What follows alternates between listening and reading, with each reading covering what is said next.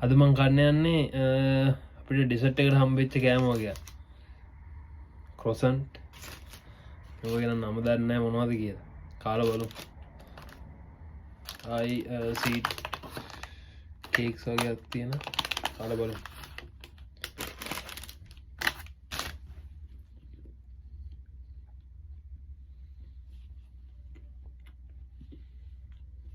चीज croissant है तो चीज तीन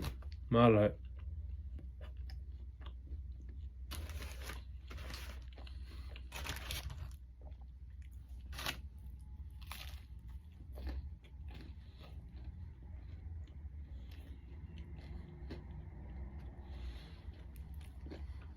मैं की चीज तीन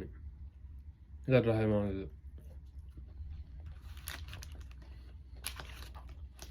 हेलो विनेगर